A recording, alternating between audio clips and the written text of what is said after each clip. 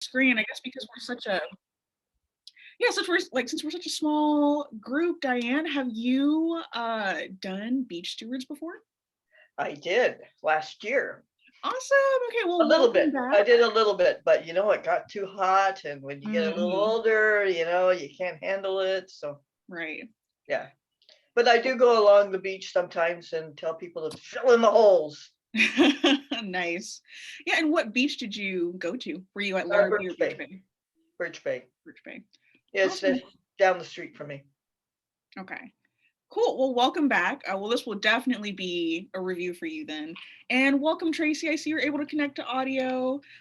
You're welcome. We're recording right now, so you're welcome to keep your camera off, but you're also welcome to jump on and say hi. I am going to share my screen here. One sec.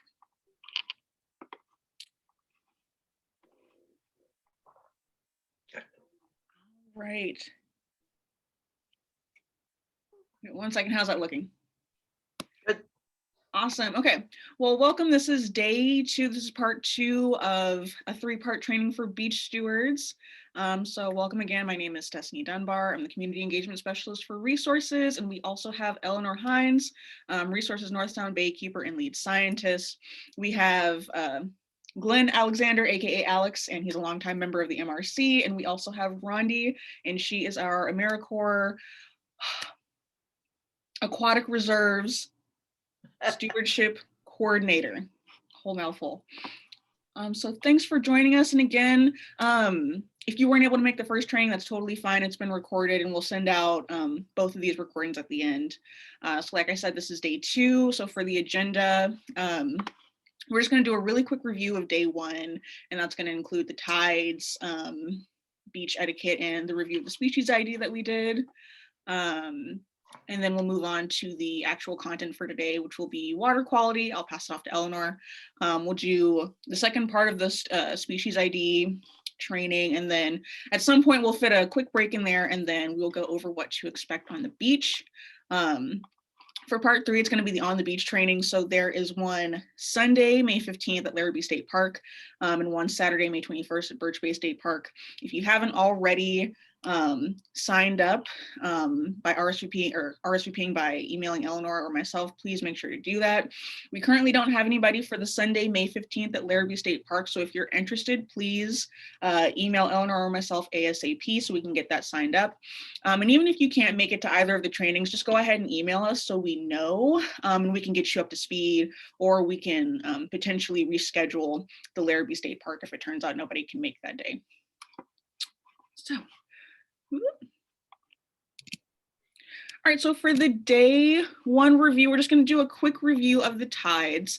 So if you remember from last week, Alex reviewed the tides, and there are 2 high tides and 2 low tides per day. The highest of the high tides is called the high. The lowest of the low tides is called the low.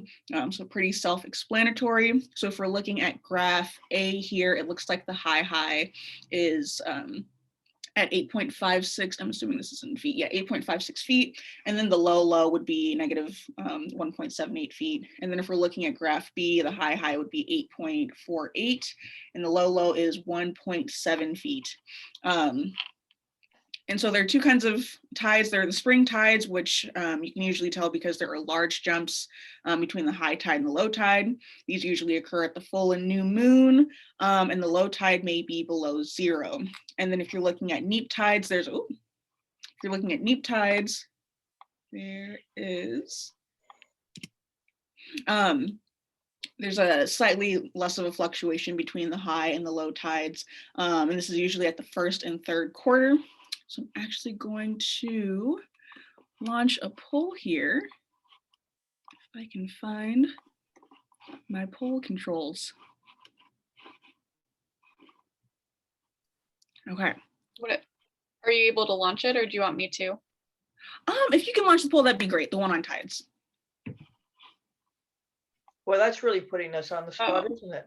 There's no pressure. This is not a quiz. There are no wrong answers. It's just a little review. I'm getting a notification that someone is logged in from another device, which I think is you, Destiny, and for some reason that makes polling inactive. Okay. All right. Well, we'll have to hold off on the polls for now. You've been saved this time. Yeah. But the question was going to be which graph represents a spring tide and which graph represents a neap tide. And in this case, or Graph Diane, A, do you have any guesses? Graph A Graph A is the spring tide. yes. and Awesome. Graph B is the neap. Yes. Awesome. Excellent job. Yeah. So you can tell by like the really large fluctuation here between the low and the high. And graph B shows a pretty wide fluctuation too, but the negative 1.78 kind of gives it away. So that is the tides review. And then we're going to go on to beach etiquette review. Sorry, give me 1 second. We're going to go over to the beach etiquette review. So I have 8 pictures here, numbered 1 through 8, and they each represent a beach etiquette tip that we had given last time. So you're welcome to either speak out or type in the chat if you remember which beach etiquette tip goes with each picture. And I do want to clarify this last picture here, number 8. You might be like, what is this? This is a sunflower sea star in what is presumably the upper intertidal. So that is the hint. That's what you're looking at, and that's the hint. Okay. All right. So I'm not quite sure what this. All right. In the chat. All right. In the chat. Or you're welcome to. Well, I wouldn't want to give the answer away. Yeah. Okay. 1. Okay. And I'm not able to see the chat. I can help you with the chat. Okay. There's nothing there yet. Okay. Well, I'll give it a couple more seconds and then I will go over the answers. Okay. Maybe it's easier to say. There's a lot of them. That's a lot of typing.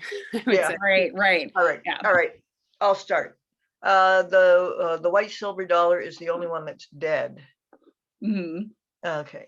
The next one, fill in the holes after you dig things up. Mm-hmm.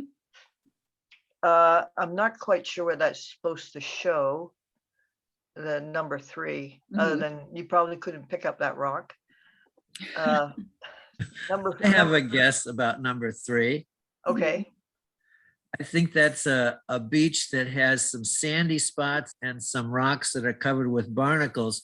And it would be better to walk on the sandy spot rather than to step on the rocks. Barnacles. Okay, that makes sense. Yes. All right. 4 is sunscreen on your hands or whatever, oily stuff that will injure creatures. Mm-hmm. And there's my dog chasing birds. Dispose of your trash. Pick up the trash that you've left down there. And that's Sunstar shouldn't be so high up in the tide. It should be lower down. So it's like somebody picked it up and put it up there. Exactly. Yes. All right. Yeah, you got most of them. So number 1 is don't mount, take, mount, or dry or preserve species. It's actually illegal to take anything off of state park property. So we want to leave things where they're at, not remove things from the beach. Number 2, you got it. It's fill holes. And Alex, you got number 3. You want to watch where you're stepping when you're on the beach. Try and aim for the sandy patches in between the rocks so you're not stepping on any barnacles or anything.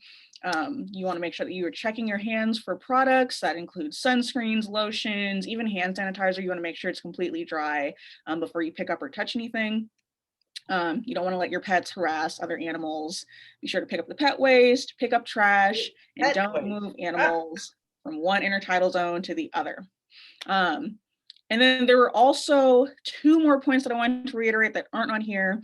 And that's the idea of leave no trace, leave no trauma.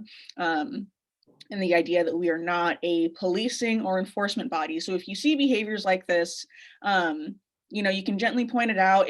If people are belligerent, if they're not really receptive to that, that's totally fine. You don't have to put yourself in an uncomfortable situation. We're not an enforcement body. So that is the review for beach etiquette, awesome job. And we're going to do a little species review from day 1. Okay, so the first part of species review is going to be habitat. So last week, Alex covered the different levels of the intertidal zone. So we have the upper intertidal zone, and you're usually going to find critters there that have protective structures that help protect them from the elements. So you're looking at hard shells and protective structures. And the middle intertidal and lower intertidal, they're going to have slightly less protective structures. This second picture here, we're looking at a chitin, and it's not a shell per se, but it is. It has plates to protect itself from the elements. And then we have a sea star, which actually doesn't have any protective shell or like hard covering, but it does have suctions that lets it stick to the underside of rocks and help it find shelter that way. And then we have the lower intertidal, and so these are fish and soft-bodied critters that don't have any protective shells or coverings, and they're particularly vulnerable if they're moved to the upper intertidal because they're not made to survive the elements. So that is species. Okay, and then number 2 for review is anemones. We covered 5 different types of anemones. They are soft, tentacled animals that kind of resemble sea flowers. They have tentacles with tiny stingers to catch prey. As far as I know, they don't really sting humans, so you're probably fine. And when they're Don't put your exposed, tongue on them. oh yeah, don't put your lick tongue. Don't lick them. Yeah, we don't want to lick them. And when they're exposed at low tide, they will usually pull their tentacles in. And so the ones we reviewed were the burrowing anemone, the pink tipped green anemone, which is pretty self-explanatory by the coloring, the aggregating anemone, the plumose anemone, and then the painted anemone, which is also called the Christmas anemone because of its red and green coloring. Okay, and then the next,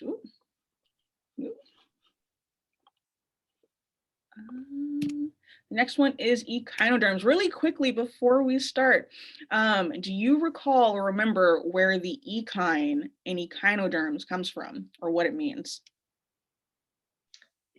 Nope. All right, Alex, you look like you know. Yeah. Yeah, that's spiny. Yes. Yeah, so echinoderms include things like sea stars, sea cucumbers, sand dollars, and sea urchins, and they are characterized by their tube feet. So that is how you can tell what an echinoderm is. One of the types of echinoderms in this picture are the sea stars. So we did a little sea star review, and it looks like I can launch a poll. So pay close attention to this. So we have the purple sea stars. It's important to note that they're not always purple. Sometimes they're pink, sometimes they're a pinkish purple, but you can tell them by their thick stubby arms and their fuzzy texture. And then there's the mottled sea star. You can usually tell a mottled sea star by its mottled coloring and its narrower arms. We have the giant pink sea star, which is really, can look really similar to the purple sea star, but it's got narrower arms. And then we have the 6-rayed star, which is pretty self-explanatory because it has 6 rays, and it's also called the brooding sea star. And then we have the leather sea star, my personal favorite, and you can tell by the smooth texture and the mottled orange and red coloring. And it smells like garlic. And it does smell like garlic, we have been told. Okay. True. Oh, my polls aren't here. Okay, just kidding. No polls, no quizzes this time. Oh, lucky me. Okay, and then the next kind of echinoderm that we covered were the sand dollars, sea cucumbers, and sea urchins. So sand dollars are found in the sand, and you can feel their tube feet moving around when they're alive. Sea cucumbers are soft-bodied and they don't like being exposed at low tide, so you'll find them in crevices in between rocks and lower areas of the beach.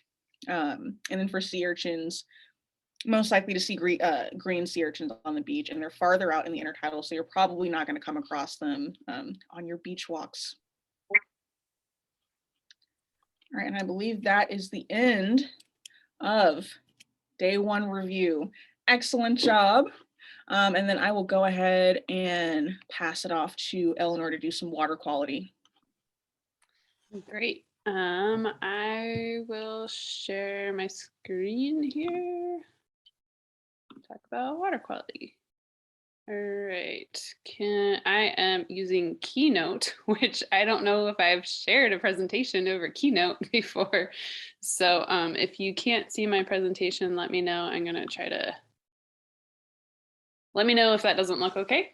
That's great. All righty. Okay, so what does water quality have to do with the beach, you might be asking? And so this photo here is actually at Larrabee State Park, where you can see there's lots of folks recreating on the beach as well as on the water.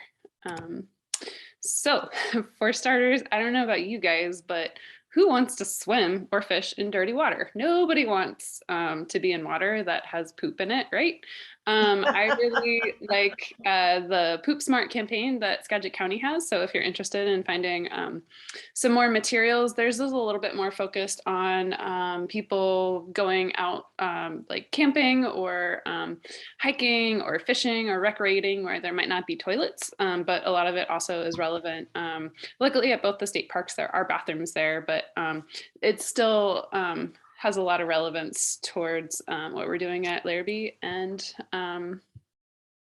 Birch Bay. And Rondi, please let me know if there's anything in the chat box. Yeah. So there are many different sources of pollution. We're going to focus on two primary ones with the Beach Stewards program, because they algae and bacteria can really have an impact on beach recreation. However, I like this diagram here because it kind of shows all of the different potential sources in this tiny little area that might be contributing to water quality issues in one way or another. So as I said, we're going to focus on bacteria and harmful algae at the beach. And so in this photo here, somebody is taking a water sample at the beach as part of Ecology's beach program. If anybody is interested in taking samples on a weekly basis throughout the summertime, let me know. We need somebody at Larrabee as well as Whatcom Beach. And so the yellow sign on the right-hand side that says caution on it was a permanent water quality advisory that was posted at Larrabee State Park for a number of years. It has, I believe, been lifted, but we want to make sure that we don't fall back into having another water quality advisory. So it wasn't necessarily that you can't ever swim or wade in the water there, but it was definitely be cautious about it and maybe plan your trip to the beach so you can go shower afterwards and don't eat your lunch right after going for a swim. Or if you do, make sure you wash your hands pretty thoroughly and stuff like that. And so bacteria, when I'm talking about bacteria in terms of water quality here, I'm talking about, we usually look at what's called indicator bacteria. So we're not looking at all of the bacteria that's out there. We're looking for bacteria that might indicate that there is a risk of harmful bacteria derived from warm-blooded animals through their digestive tract. So basically, it's an indicator whether or not there's poop in the water. And I'm sure everyone here, as well as anybody you talk to on the beach, understands that with poop oftentimes comes harmful pathogens that we want to avoid.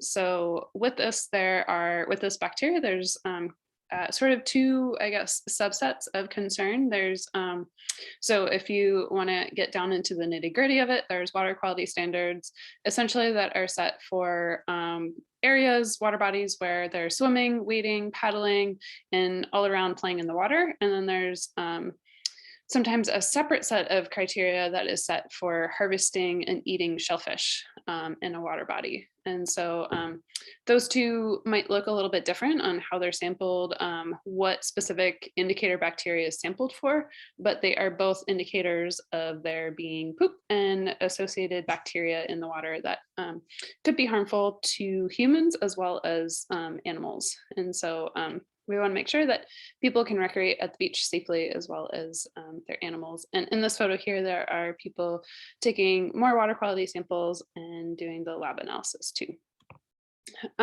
So there are several sources of bacteria. I feel like bacteria sources gets very, very complicated.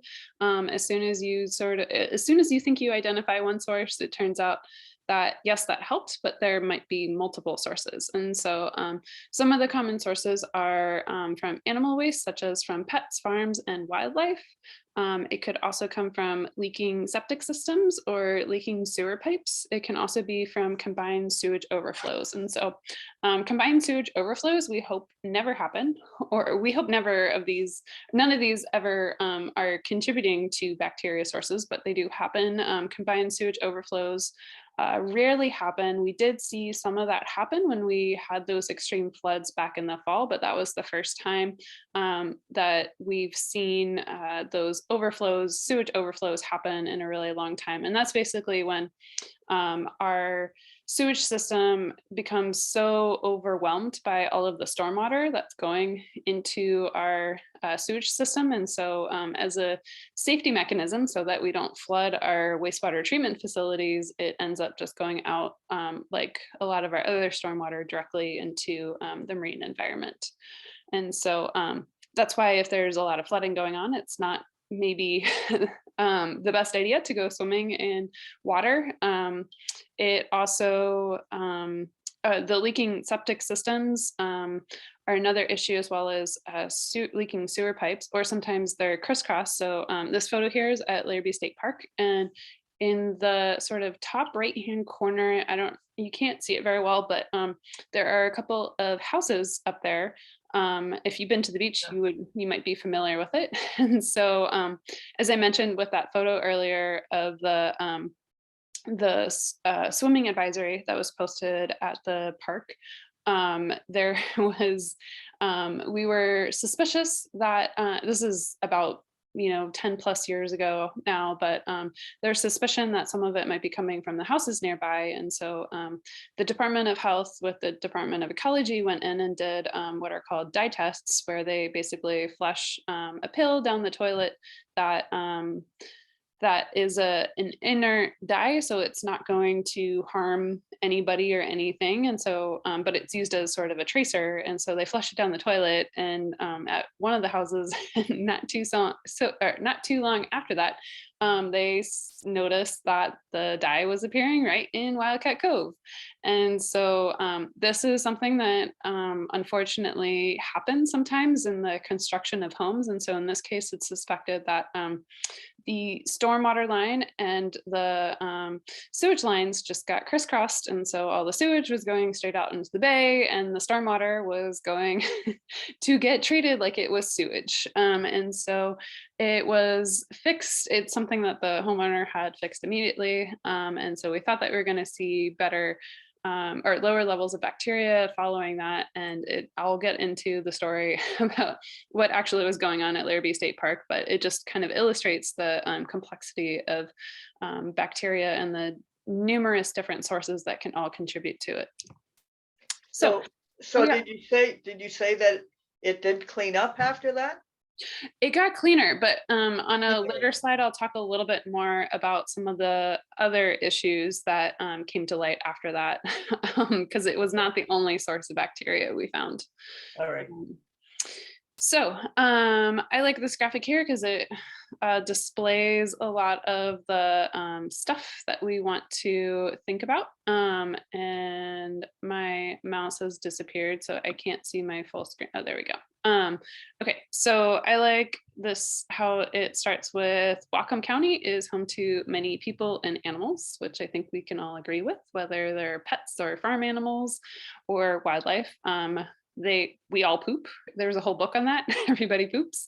And then if you combine that with the rain, hopefully humans are, not going out in the, pooping in the middle of fields and things like that. But a lot of wildlife, farm animals and pets might do that, especially if it's not picked up after for pets. And then that all washes down the land and into our waters, which then can result in shellfish beds closing due to high bacteria. So managing poop properly is proven to help prevent this and improve water quality. So that's something that we're really aiming for here.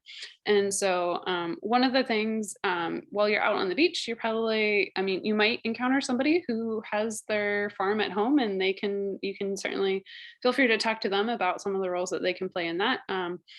The Whatcom Conservation District has a lot of materials on best farming practices if they need additional materials. Up at Birch Bay, the BB Warm has a lot of materials too on how to keep our waterways clean. But this graphic up in the top left-hand corner talks about scooping poop. And so picking up and disposing pet waste properly is really important. I could go on and on and on and do a whole presentation about this. But the basic gist of it is that the best practices for pet waste is to pick it up in a plastic bag and place it into the trash. This helps dispose of it properly for Whatcom County. There might be other ways preferred in different counties, but this is the way that we do it here. There are some places like Vancouver that have a whole composting program, but it is highly intensive where everybody basically does, they bag their poop and put it into a special container, and then they have to have staff go through and open every single bag to put it into a composting system that then has to go through a very specific process that has to have all its chemicals balanced in a certain way for it to actually work. And then our wastewater treatment facilities are not really equipped to deal with pet waste. There's different pathogens in pet waste than there is in human waste. And so the best thing for now is to put it in the trash. Flinging it into the woods is not the answer. Leaving your compostable bags out on the trails is also not the answer. They don't really compost on the trails. They might disappear, but that's usually because some other the poop fairy comes along and cleans up after those people, even though the poop fairy doesn't really exist. Well, I am. I appreciate that. And then another thing here is the two last things are don't feed wildlife, which I'll get into on another slide relating to Larrabee, and then making sure that, again, this is something that you won't necessarily encounter out on the beach, but is something that you could certainly talk to people about, is getting their septic system regularly checked. And Whatcom County has a whole bunch of resources and rebate programs for people. So if it's a financial hardship, they try to help alleviate that a little bit because we're all impacted by leaking septic systems. Okay, let me see if okay, so onto the story of Larrabee. So a number of years ago, the water quality sign was posted permanently at Larrabee State Park. And so Surfrider started a summer internship program where they had folks out at the beach. They were called Water Quality Stewards. And quickly we discovered that just talking about water quality to folks wasn't the most interesting thing. So they threw in stuff similar to this Beach Stewards program where they're out on the beach. And it was actually modeled, that part of the program was modeled off of a previous program run by Doug Stark at Resources, as well as the Whatcom Marine Resources Committee with the Beach Watchers program, where they got folks out on the beach doing beach interpretation. And so that opened up a great avenue to talk about water quality. It also, another thing that we might get into a little bit later is you guys being beach stewards, you know, you're out on the beach and you're able to talk to people and find out more information than, you know, we can sort of speculate on stuff, but not being out on the beach more regularly, we don't see or hear all of the things that actually go on. And so one of the things while they were doing all of the education outreach, the Department of Ecology and Department of Health did what's called stream segment sampling. And so they did a series of samples that started at like the bottom of the freshwater drainages and they went up, and then there was a fork and they went in one direction and it was basically no bacteria, and then the other direction it was too numerous to count because the bacteria levels were so high. So they went back to that area where it's too numerous to count. And they found what some folks call a raccoon latrine. And then they also noticed that there were lots of Dorito bags and marshmallow bags and other things like that. And so along with the water quality stewards that were there at the park, who started hearing all of these stories about people pulling into the campground or the park and having raccoons try to steal their food within, the first 30 seconds of them pulling in, where, you had to make sure you had all your windows closed. Otherwise, the raccoons were in your car stealing your food before you knew it. And people were paying for their campgrounds with wet money because the raccoon had stolen their backpack and gotten their wallet all wet and stuff like that. So there were lots and lots of stories that became very clear that raccoons were a problem. And so raccoons, obviously, they're wildlife. They're meant to be out there.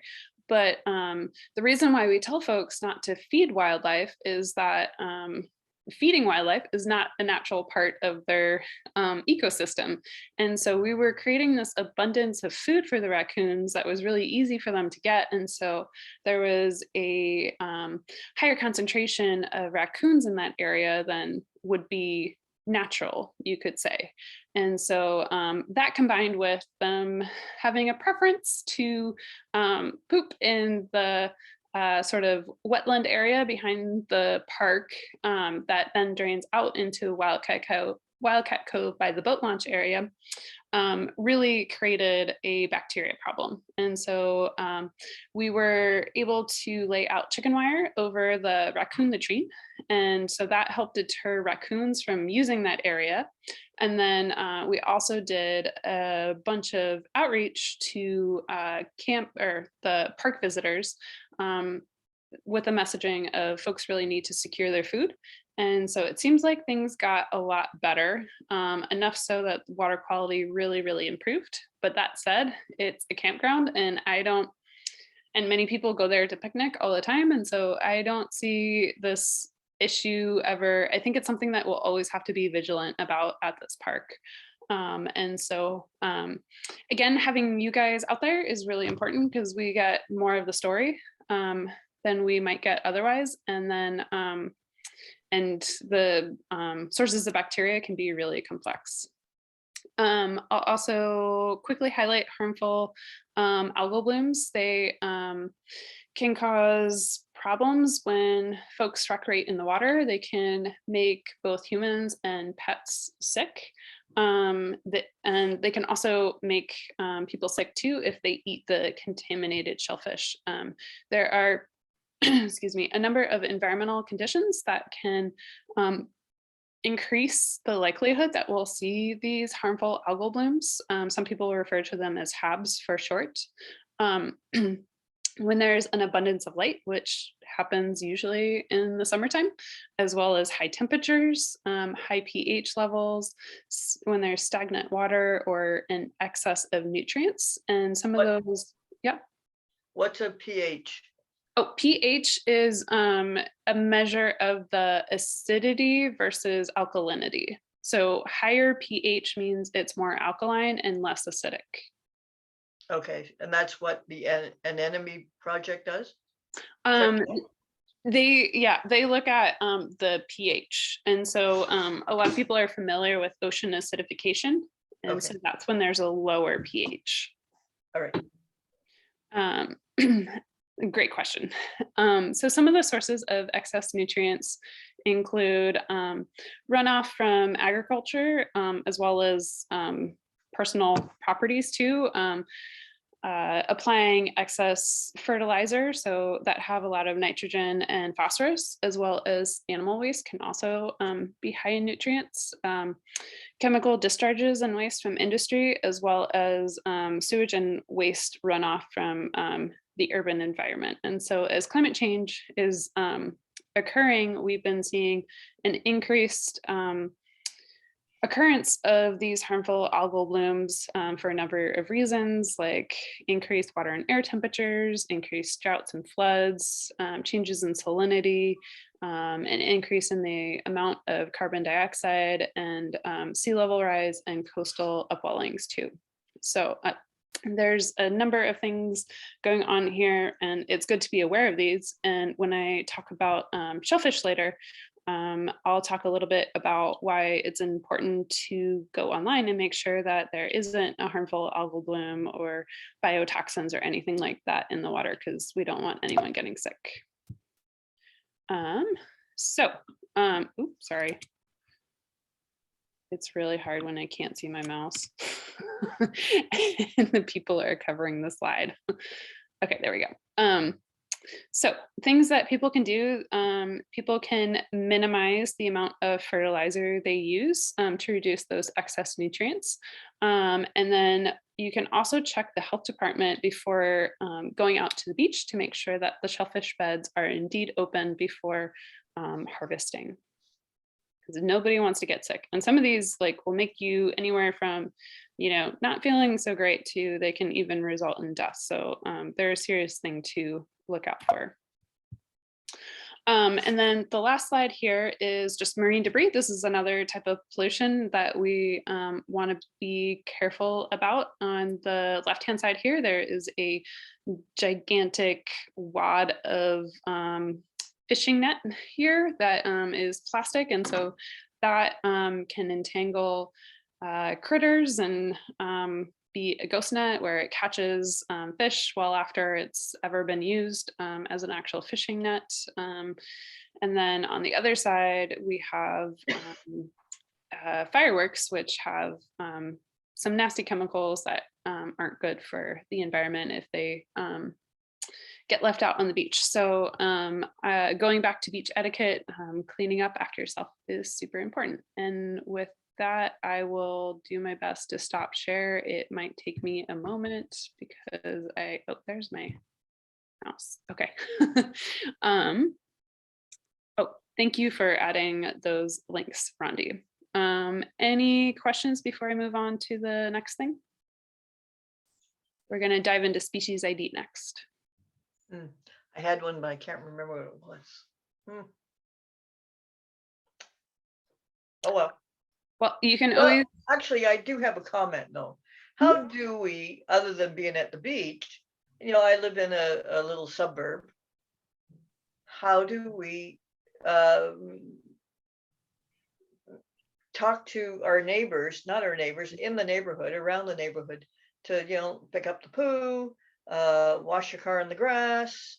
We have a Facebook page, but if I put my name on the Facebook page, I could be, mud afterwards. So, I'm reluctant to be you shouldn't do that. So any ideas? Yeah, so some of the ideas I have is, I guess for starters, I think you're in the BB Warm area, and so BB Warm has resources, and I think they have a few programs too that kind of address some of that stuff. The other thing too is that starting off a conversation being mad or scolding somebody usually isn't going to achieve the desired outcomes. And so for example, like if I see somebody not I try to actually carry because I have 2 dogs at home, so I try to carry pet waste bags on me wherever I go, just to have them on hand. And then if I see somebody not scooping the poop, I can easily go, oh, hey, did you forget your bag? I have one. It's really important for water quality, and kind of present it in a way that isn't attacking them, but trying to help them do the right thing. I think also leading by example is important too. So, maybe if you need to wash your car and people see you doing it on your lawn, you could maybe start a conversation with somebody about that. There are a few programs out there. There's the Puget Sound Starts Here campaign. I don't know where that currently is, but they had a lot of materials about stuff like that. And we used to have a Don't Drip and Drive campaign that we no longer are doing. But when you do a larger program like that, it can be helpful to have coupons to help people do the right thing. So we've even done things with pet waste where we, give out coupons or free pet waste bags, or coupons to go get cars washed at the right kind of car wash, so that people aren't necessarily dumping it all down into the wrong places. Okay. All right, thanks. Yeah. All right. Hello, Heather. Good to see you. I will then go into species ID. So I'm gonna do I'm gonna get the species ID started, and then we're going to, I think, take a little break after that. And Seagulls. yeah. That's way later. That's a preview. And my computer's going really slow, so it's gonna take me a moment. My apologies. And I can't even remember. Oh, I think Alex is actually starting us off on crabs. So Alex, as soon as I start the slideshow, if you want to go, go. Okay, thank you, Eleanor and Destiny. Great beginning. Yeah, we're going to start with crabs. If you remember the song from last week about crabs, part of the point of that song was that crabs are so wonderful, so exciting, so attractive. Look at that satisfied smile on that beach visitor's face. Next slide, please. So there are many, many species that you might encounter in the intertidal. And if you don't know what it is, you can just say this is a crab. If you don't know what species it is, don't worry about that. As beach stewards, we don't need to be experts, although you can show people a book and start paging through the book in order to encourage them to learn how to identify them themselves. But we have a lot of species out there, and it's okay to say, I don't know. If somebody says, what kind of crab is it? Well, I don't know. And that's oftentimes the best answer to provide. In that little collection that we have there in the upper left-hand corner going around clockwise, the first one there is a shore crab. Those are those small crabs. Thank you for the pointer there. Those are those small crabs up to about 2 inches at the most across. And they're very common in the high intertidal. So it's easy to find them even if the tide isn't out very far. The other nice thing about shore crabs is that they're very hardy, and it's okay to pick them up if you know how to hold them so that they don't pinch you. And it's as long, and you have to be careful not to drop them, of course, too. But if you hold them carefully, you learn how to do that, which we'll do on the field trip, then it's a great animal to share. The next one over to the right of that is a kelp crab. And those are not in the high intertidal. Those are going to be way down in the lower intertidal or even subtidal areas. So this emphasizes that idea that when you find something, make sure it goes back in the right place. The next one below that is a small crab, maybe about 1 inch across, and that's a juvenile, a baby red rock crab. And they have a wide range of patterns and colors. Sometimes they're just all pure white. It's very interesting, but the red rock crabs are pretty common, and they're on rocky beaches, places where where it's wet in the lower intertidal. You might find these red rock crabs like that. That's their juveniles.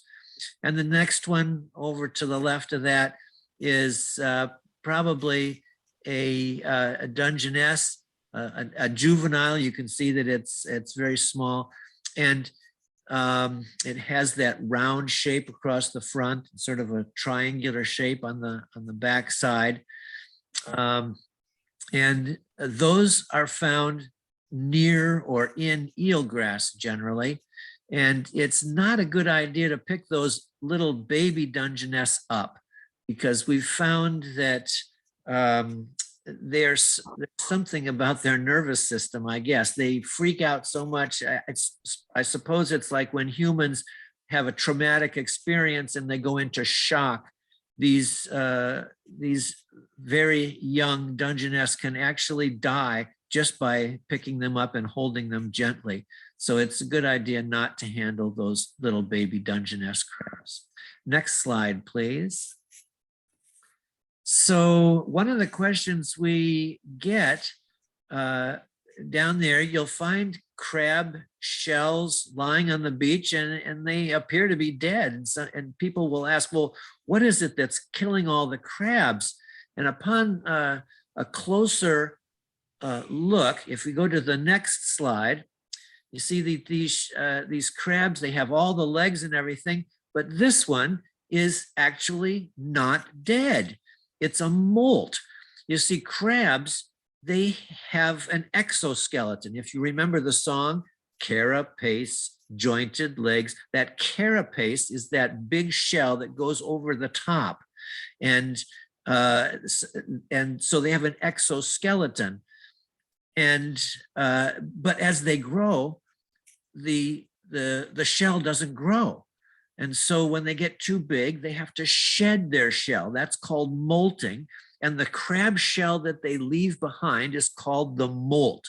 And this is an example of a molt. You can tell that the crab has pulled out of there, even though all the legs are still there and everything. It looks like a whole crab.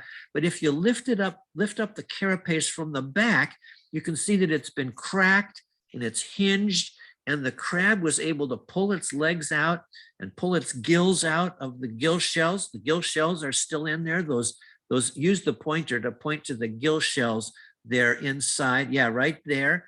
Those are left behind, but there's no meat. There's no decomposing flesh. The other thing about the molt is that it doesn't stink. If it was a dead crab, you don't want to touch it because your hands are going to stink for hours. Even if you wash them carefully, that smell just won't get out of there. But you could hold that right up to your nose and take a whiff, and there's no smell because there's no rotting flesh in there. So that's what a crab molt is. Next slide. These are two pictures of Dungeness crabs. This is the carapace. Now the picture on the left is the whole carapace. It's upside down, so the top is away from us, and we're looking inside the crab. That crab on the left died, and the flesh decomposed, the legs came apart and washed apart, and the carapace was left there. And you can see that it's different from the carapace on the right, which is a molt, because as the crab molted, it cracked the shell and it left those edges of the carapace separate from the upper part. And so that's how you can tell that that one is a molt. If you look back at the one on the left, you might be able to see the line starting up near the eye socket there, where the shell would crack if it was going to molt. So when we go down to, that's it right there. That line right there is where the shell would crack. It was a molt. And you can see that line on the carapace, even if it had not molted. All right, the next slide, please. Here's another interesting thing that we might find down there is one crab hugging another like this. And it says they're mating. It's not quite mating. It's more like getting ready to mate. It turns out that crabs can't mate until they molt. And so the male crab will grab onto the female like this, and it's called the prenuptial embrace, and hold on to the female and when she's getting ready to molt. And then when she molts, they will mate, and the male will continue to hold on to help protect the female. It's kind of a nice arrangement. When a crab molts, then it just has its skin exposed, and it's very vulnerable, of course. It's soft, like leathery skin. In fact, if you have ever been to the East Coast, the blue crabs that they have out there, they'll catch those crabs, put them in a tank, and then when they molt, they take that crab that's recently molted and cook it. And that's called a soft shell crab. Maybe you've had that or heard of that, and that's what that is. That's a recently molted crab. It takes a few days for first of all, the crab will fill its body up with water, get really big and stretch its skin out. And then the crab turns the skin into the new crab shell. It's larger with room to grow. So while they're molted like that, they're very fragile. And so we would want to be careful not to disturb them when they're in that condition. They'll probably hide under the mud or something like that. Next slide, please. So this is what's called a gravid female, which means that she's holding the eggs. On their stomach, on their underside, their tail flops over onto their tummy. And the females, there you can just see a little bit of it extended there.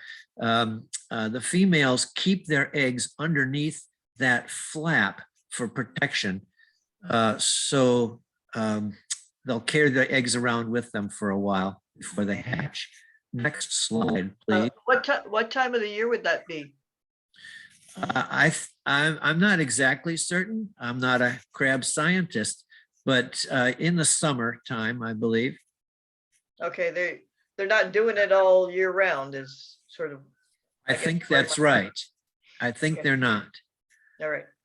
But again, I'm not an expert on that. I'm sure you could find lots of material about that if you do a search on the internet.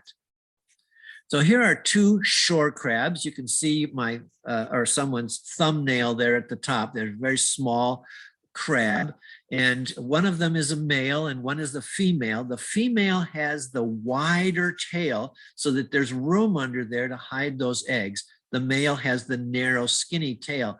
Now, I like to say that the female has a tail that looks like a thumbnail, and you can see there's the thumbnail right there to compare it. And then the male tail, I think, looks like a lighthouse. I once met somebody from Washington, D.C., and he said, oh, no, the female is the Capitol Dome and the male is Washington Monument. Next slide, please. So these are some of the larger crabs that we're likely to find. They're labeled there for you. The bristle crab, very hairy. Some people a kelp crab and a helmet crab. They're very common, especially if there's eelgrass nearby, and we'll find those on the beach. The one below that, the red rock crab, has a shape that is very much like a Dungeness, but there are some differences.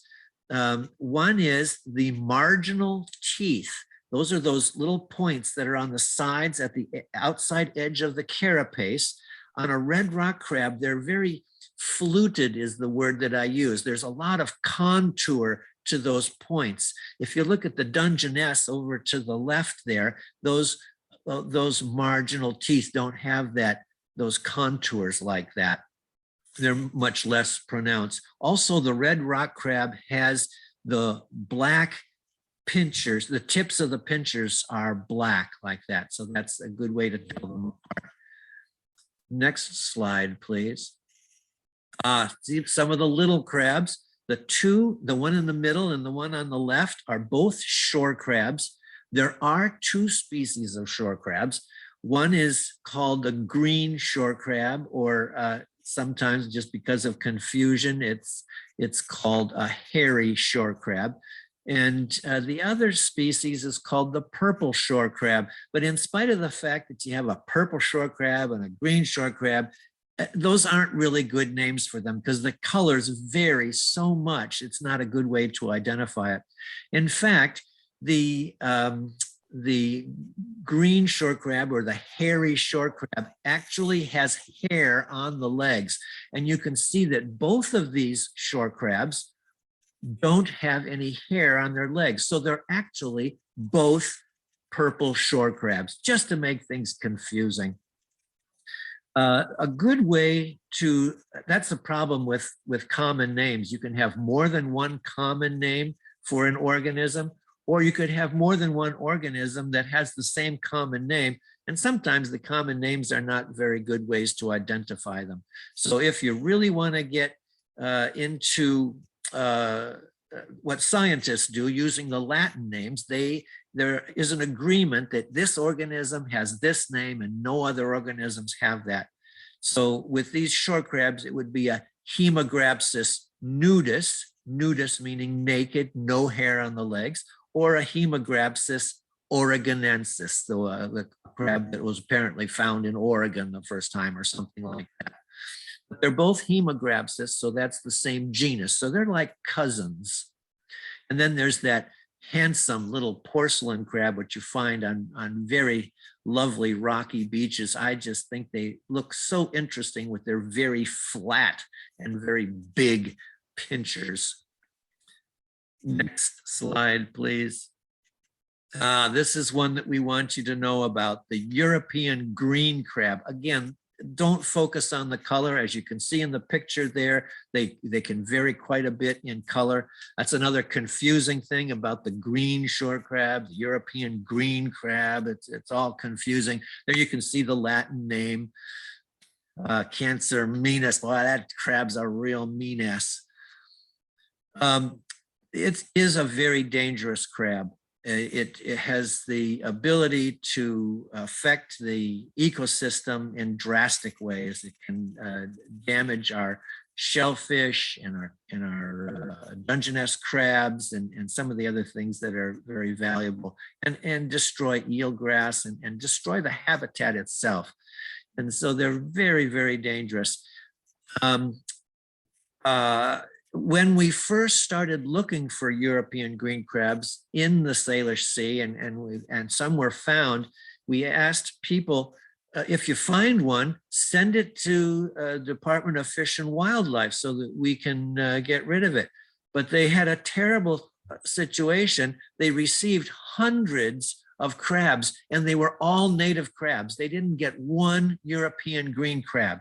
So now what we do, what you need to know is, if you find a European green crab, don't kill it, don't take it, leave it on the beach, take a picture of it, and look up and look around, make sure you know exactly where you are on the beach, and then notify Department of Fish and Wildlife. If you do a search, Department of Fish and Wildlife, invasive species, or European green crab, how do I notify, or something like that, it'll come right up.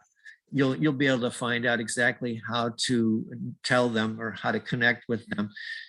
Send them the picture. If you have something in the picture, like your hand or a glove or a quarter lying next to it, so they can see how big it is, know exactly where you are in the bay. If you're in Birch Bay and you say, well, I was in Birch Bay, that's not specific enough. Well, I was at Birch Bay State Park. Well, that's a pretty big state park. Oh, I was right next to the boat launch. Oh, I see. Or right next to the picnic area or something like that. Then that's helpful to know exactly where it is. Now, it's actually a pretty easy crab to identify if you know one thing. And that is the marginal teeth. I'm talking about those points along the outside, from the eyeball to the point on the very far end, out at the extent there are 5 marginal teeth. And this is the only crab in the Salish Sea that has that characteristic. Next slide, please. Oh, hermit crabs, they have got to be even cuter than shore crabs, if you can imagine that. We generally find 2 species. They're both shown there, the hairy hermit crab and the grainy hermit crab. One of them has those red or purple feelers on them, and the other one has little white bands on their wrists, like bracelets, little white bracelets. So if you're interested in identifying the 2 kinds, there are those things to look for. But if you just have a hermit crab, that's good enough. They'll be inside of a snail shell most of the time. Sometimes they'll jump out of their snail shell if the snail shell isn't large enough. There's also a picture there of a hermit crab that's used something other than a snail shell. I've never seen anything like that in this part of the world. That's a picture of a land crab, I don't know, in the Philippines or some other place like that where those behaviors do happen. I've never seen one of our local crabs do that. They are crustaceans, of course, and they have to molt just like regular crabs do. Yeah, go ahead and go to the next slide. That's fine. So here's a little quiz for you. Which one of these crabs is the juvenile? Now, these are two different species. I'll give you that clue. The one on the left, the bigger one, is about 2 inches, maybe 2.5 inches across, and the one on the right is less than an inch. Look at the shape of the shell. You've got one of them with that curved front, kind of a triangle back, and the other one is more of a square shape, the eyeballs out on the corners there. Which one is the juvenile? Well, of course, it's another trick question. The big one is the juvenile. That's a juvenile Dungeness crab. And you know, they have to be 6.25 inches before you can harvest them. So that's a little baby, about maybe 2 years old. But that shore crab there, that's about as big as they get. Well, they can get maybe twice that size, but that's an adult there. That's old enough to be reproducing. Next slide, please. Oh, and there's those juvenile red rock crabs showing that great variation in their coloration. But look at the shape of the carapace. Look at the points, the marginal teeth. If you're going to look in a book and try to figure out what crab you have, look at the shape of the carapace and count the marginal teeth. One of the species, well, we'll go ahead. I'm done. Okay, thanks, Alex. Sorry about that.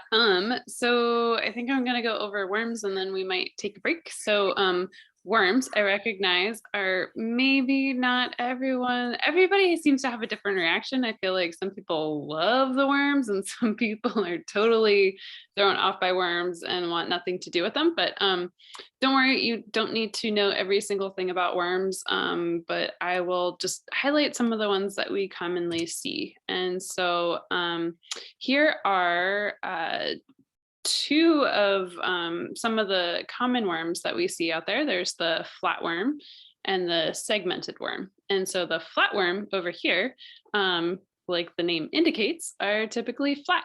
And typically you can see eye spots on it, but not always, but the flatworms are flat.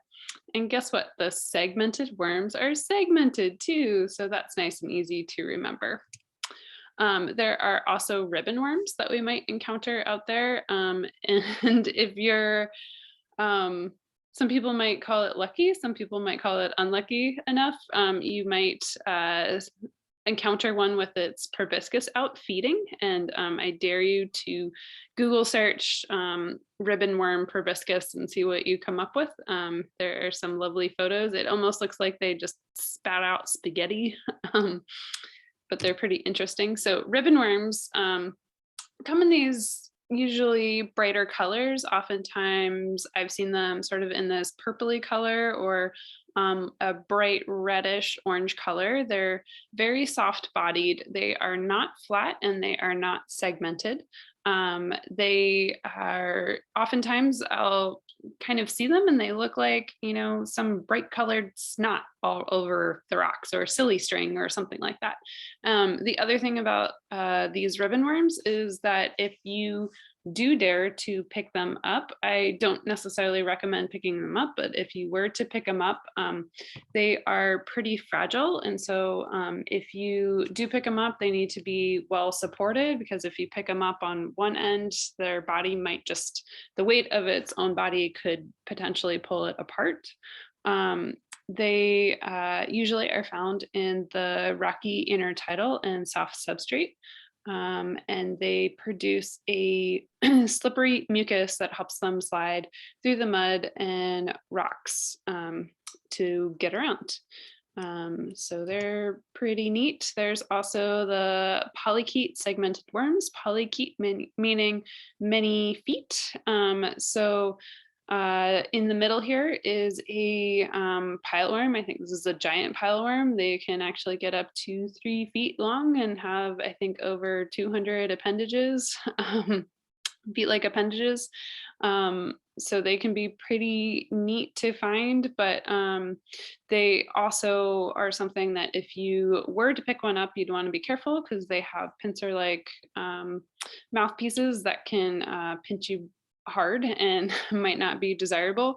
There's also calcareous tube worms that sometimes you might not find the worm itself, but you might find evidence that there is a worm there, or it might be tucked inside the tube.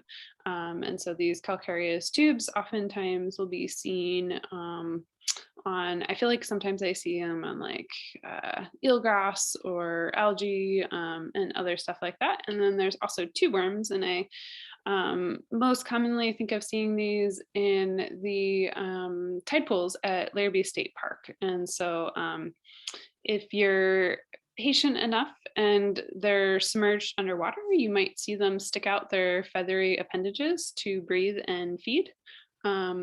And they're pretty neat to watch too. I think all intertidal organisms are cool, so I'm gonna probably say each one's really neat. There's also the sandworm or the goddess worm as shown here, which is also a polychaete segmented worm. Then there are flatworms. Oftentimes, I feel like these are found under rocks. As I mentioned before, they're unsegmented and flat. They may or may not have an eye spot that you can see, and they may or may not be on the head part of it. They have a very simple digestive system. And they breathe through their skin. So their flattened shape is really ideal for that. And in this photo here, you can see that's, I feel like, usually how I see them on rocks, if I do see them.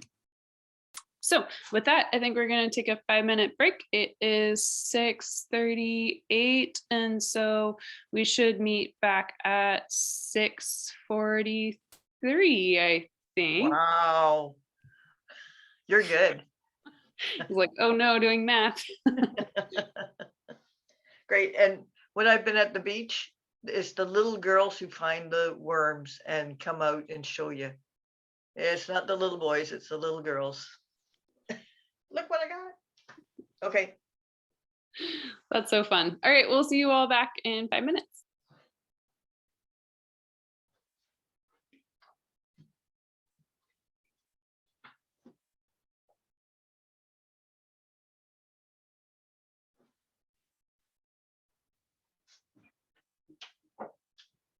Hi, you.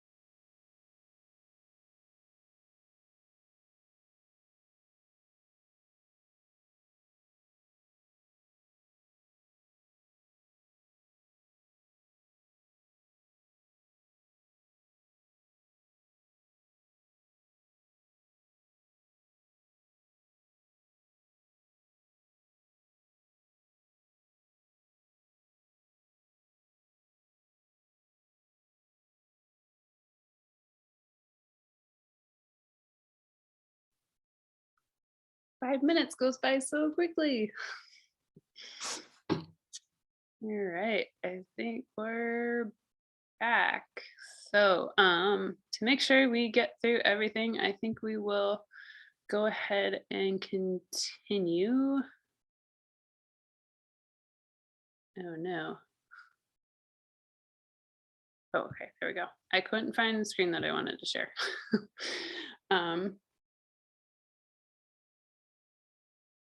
Whoa. Hang on. I gotta try that again. That was not working for me.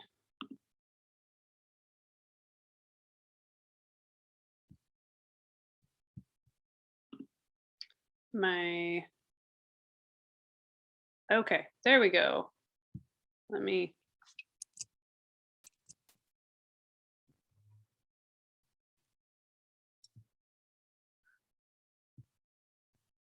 I'm used to using 2 screens, so right now I only have 1 screen, so everything's getting all weird. But I think I got it fixed. So we'll go back, and I think amphipods and isopods are up next. So amphipods versus isopods, don't get too caught up if you can't remember the difference, but one way that I like to remember the difference between the two is amphipods. Amphipod starts with A, and if you were to take the 2 sides of an A and squish them together, you'd be squishing the 2 sides of the animal together, and so that could also be considered laterally compressed. And so you get something like this, like the beach hopper amphipod squished together side on their sides. And then you have isopods. So if you think of an eye, if you were to step on that eye and squish it together, you'd squish together the back and the belly of the critter. And so you'd have an isopod like seen here. So beach hoppers are one of the more common amphipods that you'll find out on the beach. People also call them sand fleas, and there's a number of other names that people call them. I feel like I've seen them almost anywhere on the beach, but most commonly you usually will find them hopping around in the beach rack. And I don't think we've covered what the beach rack is. And so for those of you who don't know, the beach rack is that line of algae and seaweeds and large or small woody debris that gets deposited from the high tide. So it floats in with the high tide, then gets left on the beach as the tide goes out. And so there's usually lots of stuff for them to feed on there. And so I usually find the beach hoppers in the rack line. There's isopods. We have rockweed and kelp isopods. They can range in color from more of like a bright green, like you see here, to a darker green. They can also be more of a reddish brown. Oftentimes I'll see them and they'll kind of lay up flat, clinging on to whatever they're crawling on, which tends to be eelgrass or kelp or rockweed, and sometimes they'll be crawling around on rocks too. Moving along to bivalves, so bi meaning 2 valves. So these usually people think of they're kind of shellfish, so they have 2 shells that come together, sort of like this gooey duck seen here. But we typically, as far as I know, I don't think that we really have any gooey duck in Whatcom County, but I know other people love to harvest them because they can be pretty tasty, and they can also get a pretty penny on the market too. So one of the questions that we commonly get is, oh my gosh, I just got squirted. What was that?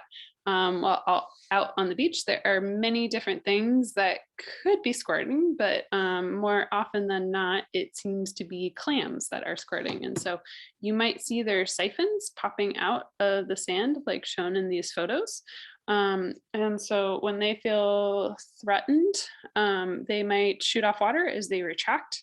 And so sometimes you might surprisingly, as you're walking across the beach, they might feel the vibrations of you walking and they might think that you're a predator, which, let's face it, especially at Birch Bay State Park, where people are allowed to harvest them, you are a predator and maybe they should be scared. They might squirt you and you might suddenly, if you're wearing shorts, sometimes, it seems like, I don't think they do it on purpose, but they seem to have pretty good aim every now and then where they really get you. There are steamers, and I don't know where that photo just went, but there's Pacific little necks and Japanese little necks. They look pretty similar. There's a few small differences between the two. So the Japanese little necks are the non-native species, whereas the Pacific little necks are the natives. I believe that the Manillas or Japanese little necks are not considered invasive. And then there's also hercockles, which oftentimes these guys usually are buried. If I find them on the surface, oftentimes they're not alive. Occasionally I'll find the hercockles on the surface and they could be alive. And if you turn them on their side, they kind of have this heart shape to them, hence the name heart cockle. And we also have shellfish ID laminated sheets too, if you're interested in being able to ID them a little bit better. Oh, I guess there it is, the Pacific little neck right there in the middle.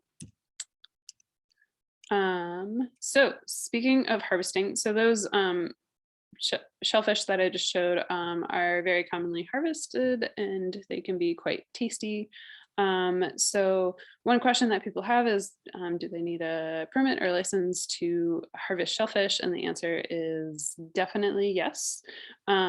A good general rule is to assume that you need a permit to harvest and to look into it before you go. Anytime you go clamming, fishing, crabbing, etc., making sure that you are aware of whatever the current conditions are, whether there's, red tide, a harmful algal bloom, or maybe there's another reason why why harvesting is shut down. There also could be best practices that you want to make sure that you are aware of. And so at Birch Bay State Park, filling in your clamming holes is something that we really like to emphasize. It heavily, one person doing it every once in a great while still has an impact, but it might not be that great. But out at Birch Bay State Park, you can definitely see the impacts of lots and lots of people coming out to the beach, harvesting and digging for shellfish, and then not filling in the holes afterwards. And so it can be dangerous for the people walking along the beach who might sprain an ankle or a knee or something, stepping into those holes unexpectedly. But it also disrupts the habitat. And so filling in the holes helps to promote that there will be more shellfish to harvest in the future. Pollution is another issue that I've mentioned a few times already, specifically bacteria, and which can impact harvesting shellfish. So this is maybe another conversation that you could potentially have with people. Like if you see that they're not scooping the poop and you want to point out, there's people harvesting shellfish right over there. It's a really good idea to pick up the poop so that, these people aren't eating shellfish that has bacteria from dog poop in it.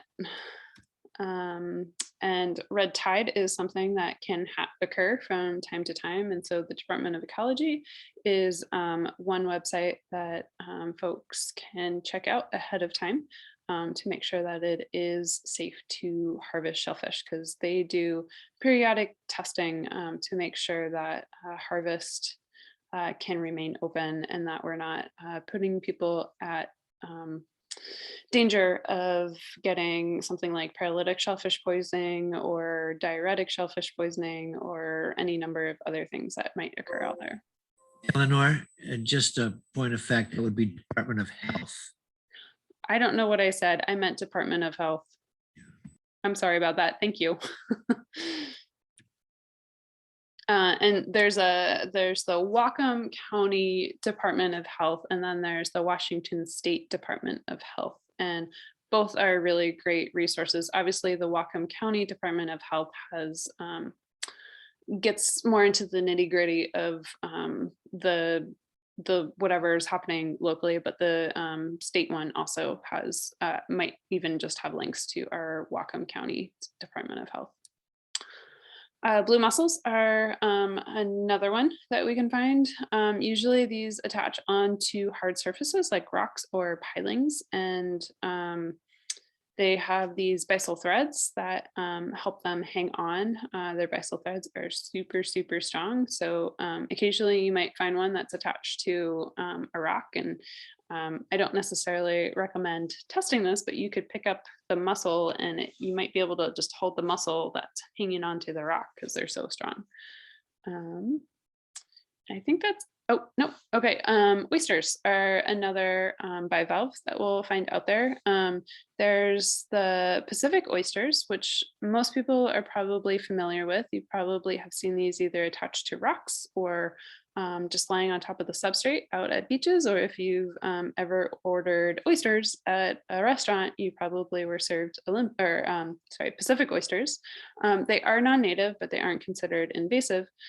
These are usually on the larger side, whereas the native Olympia oysters are these guys over here. If you ever have a chance to eat them at a restaurant, they're pretty tasty. They are usually much smaller, maybe at their biggest about the size of like a silver dollar or like a 50-cent piece or something like that. And they oftentimes are attached to rocks. I don't think that they are, to my knowledge, I don't think they're found at Larrabee or Birch Bay State Park. The Whatcom Marine Resources Committee does have a restoration project in progress at North Chuckanut Bay to help restore some of those Olympia oysters. So just something to be aware of. And I think that concludes the, nope, got one more. There's so many shellfish.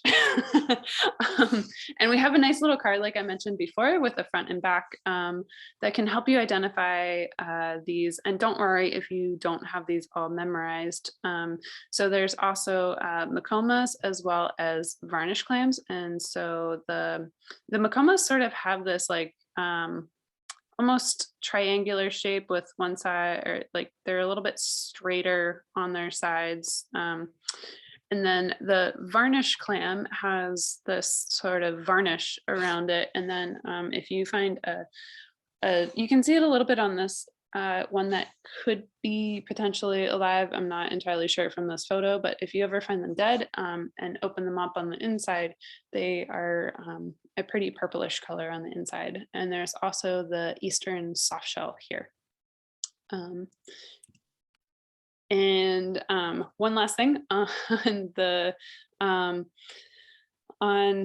bivalves is, so you might find some areas where you see these shells cracked on the rocks. That can be from gulls or other birds picking up the clams or oysters or whatever and dropping them down from high up and trying to crack them on the rocks so that they can break into those shells to have a tasty little meal inside. And sometimes you might find an area where somebody's frequented eating these shells. And so it could be from a number of critters. I've seen some areas like this that indicate maybe an otter has been there. There's also shell middens where humans from a while back left evidence that they were there because they also feasted on shellfish, just like us and some of our local critters. And I think I'll pass it off to Alex for the snails. There we go. Thank you. Yeah, we're going to do snails, and just reference to that song again, the taxonomy song. That part says gastropods can walk on slime, and the snails are gastropods. Perhaps you remember that gastro, like, oh, I've got a gastrointestinal problem. That's stomach, and pod means foot. So this is a stomach foot. Now, there are so many different kinds of snails, and every variation is imaginable. The the shell is curled up in a circle. That's the most common adaptation, but there are other types of shells and even some that don't have shells at all. These right here are periwinkles. It's a Littorina is the genus, and they are very high in the intertidal. So when the tide first starts to go out, these animals are exposed to the sun, and they are adapted to be in this very unusual place for a marine animal. In fact, so much so that if you put one in a fish tank where the tide's not going up and down, they will crawl out to get above the water, and then they'll stay on the glass above the water until they die. It's a strange thing that they have to have that tide, and they have to be exposed from the water for long periods of time. Next slide, please.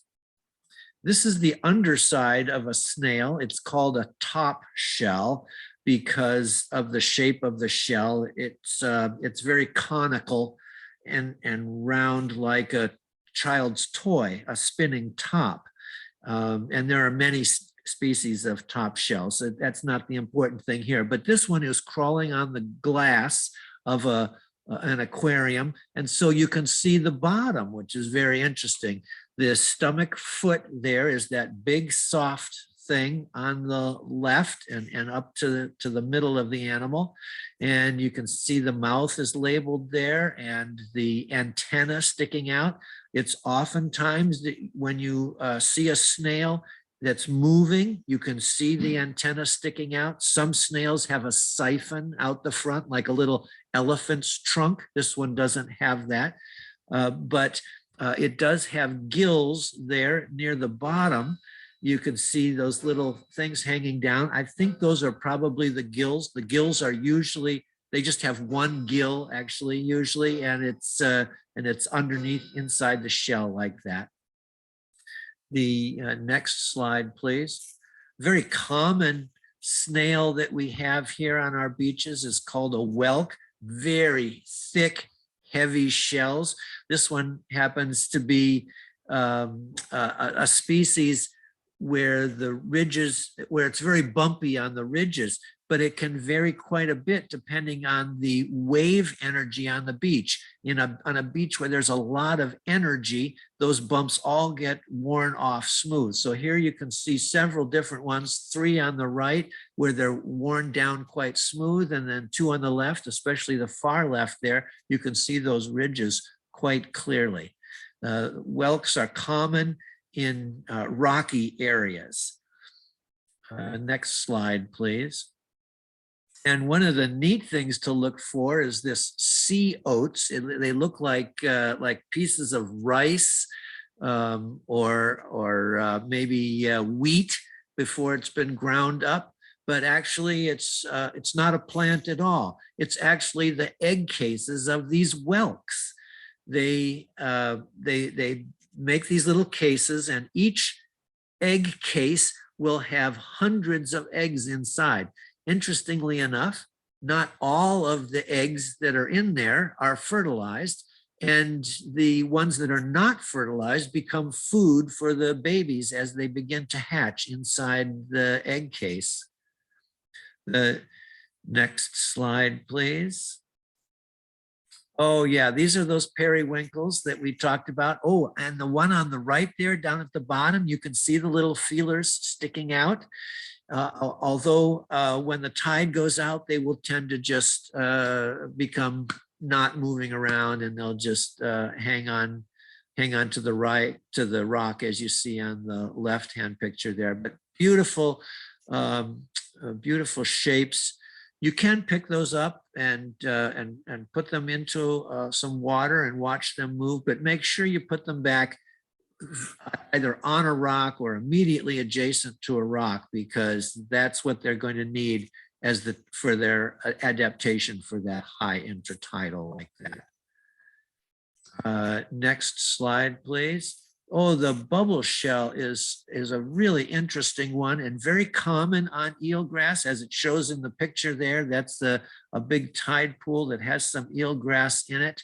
And these bubble shells are an unusual cousin to the snails that we see with the curled up shells. It looks like a slug because the shell is actually covered with some of the soft body of this snail. And so it's inside that big bump on the back is where that shell is. And it's a very thin, fragile shell. It's so thin that it's not opaque. It's translucent or almost clear. If you find a shell on the beach that just looks like a bubble, it looks like a bubble on the surface of the water, but it hasn't popped. It's so thin and fragile that it looks like that. That's how it gets its name. Enough of that. Next slide. Oh yeah, nudibranchs. I want to go back and look at that word nudibranch for just a minute. Going back to the taxonomy, nudibranch and sea slug. That's the same thing. These are snails that have adapted to live without a shell. Perhaps their larval stage have a shell and they lose it. I don't know. But the word nudibranch. Now, if I had a bronchial infection, you would think that I had a cough, something in my lungs. If I said I went to a nudist colony, you'd think I was a weirdo. But that's because the nudibranchs have naked gills, as it says in the taxonomy song. Nudibranch gills are naked, but tell me, and I did get that in the song, the phrase naked but, just so that it would be interesting to fifth graders and beach naturalists, of course. Next slide, please. So you can see the one on the left, they're very large. That's as big as your hand. And then other nudibranchs are small. Some of them are almost microscopic. I'm sure that you've been holding things that have nudibranchs on them and you didn't know they were there. When you pick up something like a piece of algae or an eelgrass or something like that, if it's in water, look at it very carefully for even very small things. Now that nudibranch on the right there is upside down. You're looking at the stomach foot there. And then on the other side, it has those serrata, those little feather-like things, and they function as gills.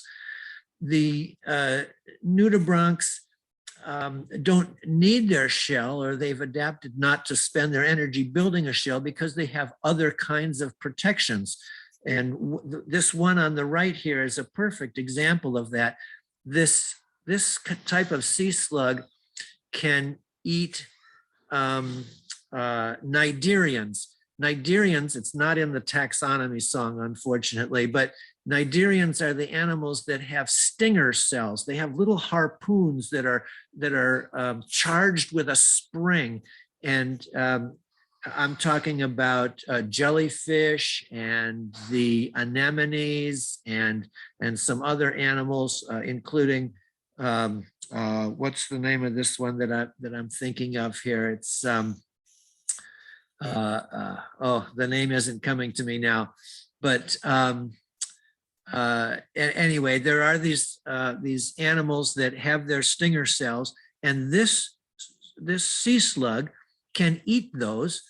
And for some reason, the stinger cells don't fire. We don't know how they do that, but they don't fire. And then those stinger cells will pass through the sea slug and into its serrata, where it uses those stinger cells as a protective mechanism. Very fascinating adaptation. Next slide, limpets. Yes, here's a snail that doesn't have a curl at all. It's just more like a bottle cap or a suction cup made out of stone or concrete. And the gastropod is inside there, but they do crawl around on their stomach foot. And when we see them at low tide, they might be just stuck and not moving because that's how they've adapted to being exposed like that. But if they're young and or if they're in the water, you can actually oftentimes see them crawling around on the rock.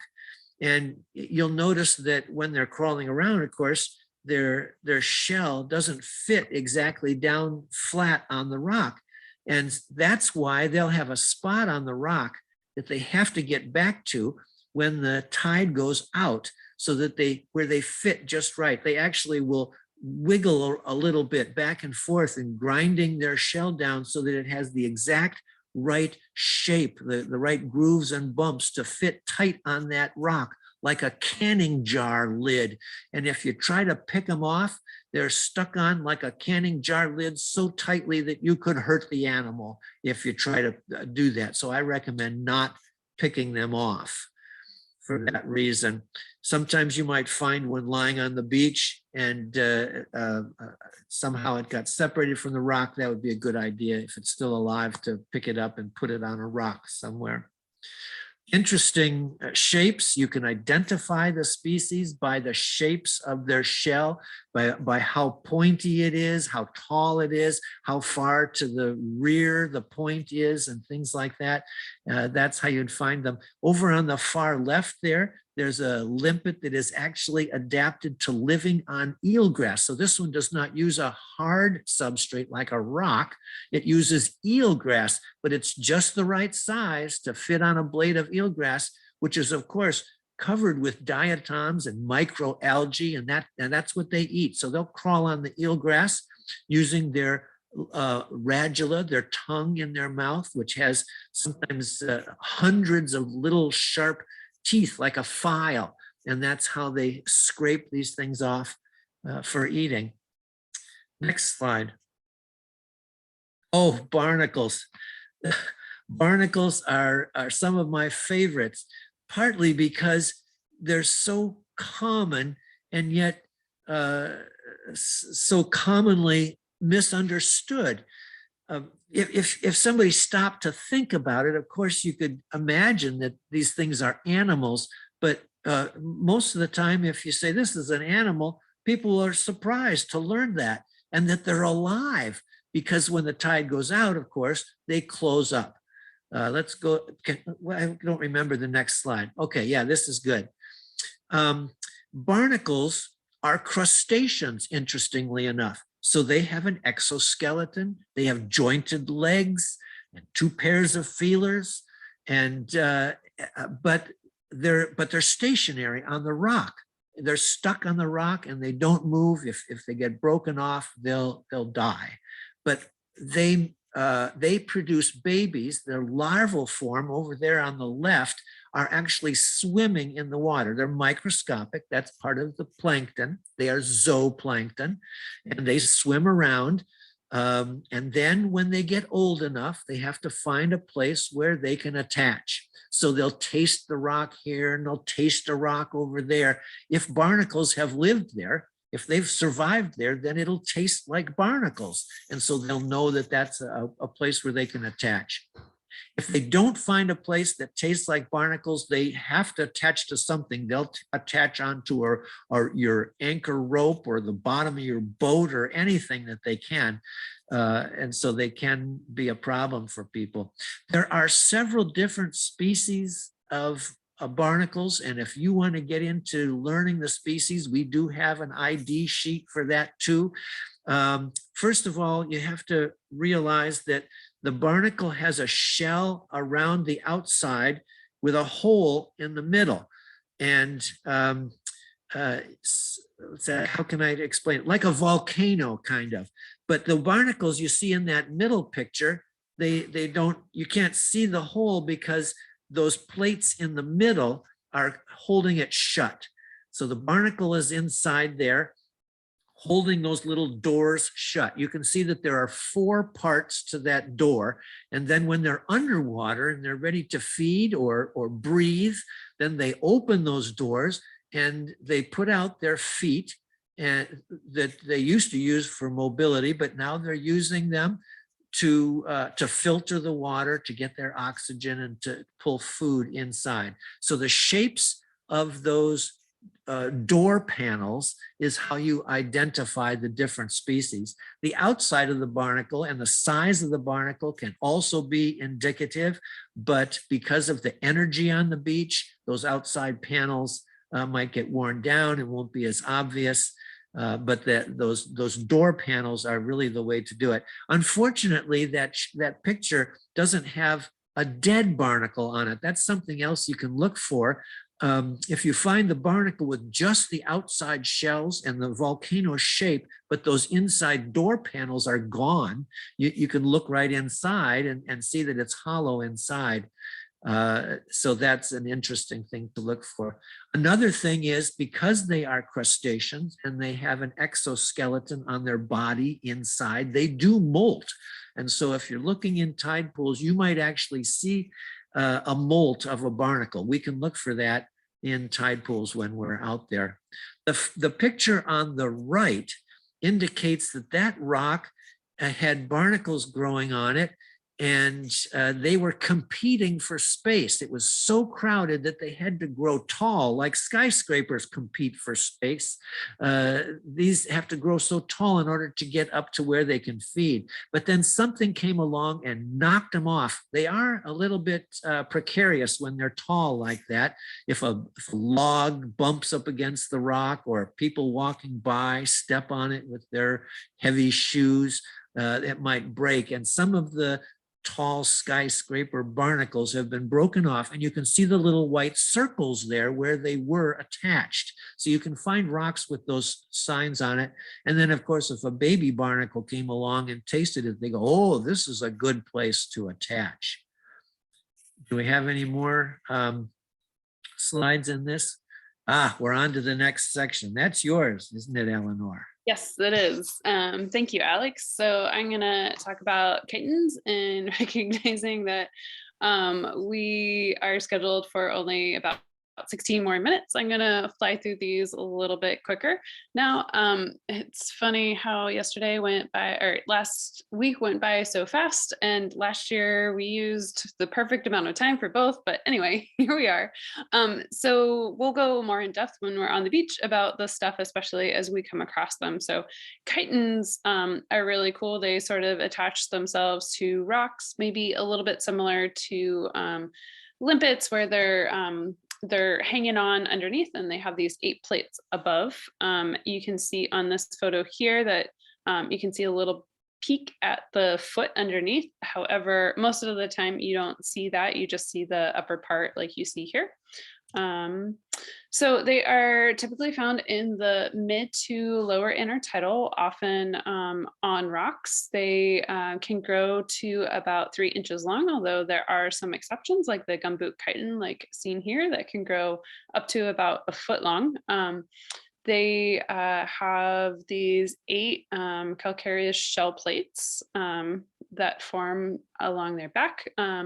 They are very well adapted to life in the surf, where they can cling on tight to these rocks, and they can be found in brighter colors or more camouflagey greens and browns, like this hairy chiton shown here. So I don't recommend, just like with limpets, that you pry these off of rocks. It's not very good for them. You could potentially damage them. If you see one that is off a rock, it's most likely not happy. I assume that this one in this photo here was probably either found dead, or otherwise it's very, very unhappy.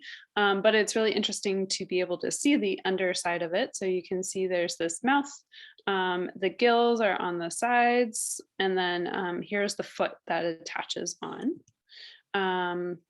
And so oftentimes, as in this photo here, they will be covered with all kinds of algae and mud and other stuff like that. So it's really hard to see. And so some beachcombers like to bring toothbrushes out with them to the beach, and they'll sort of brush off the back so they can actually identify chitons to species or see them a little bit better, which can be a fun thing to do. However, if you are to, well, first of all, we don't expect you to necessarily identify all the chitons to species, but if you wanted to go that route, afterwards, as with any critters, if you are sort of disturbing whatever their camouflage might have looked like, or it might have been there to kind of help them keep in moisture or protect them from the sun, that afterwards, if you were to do this, that you would cover them up with some algae or something like that to help protect them and not leave them vulnerable to drying out in the sun or predators easily finding and feeding on them.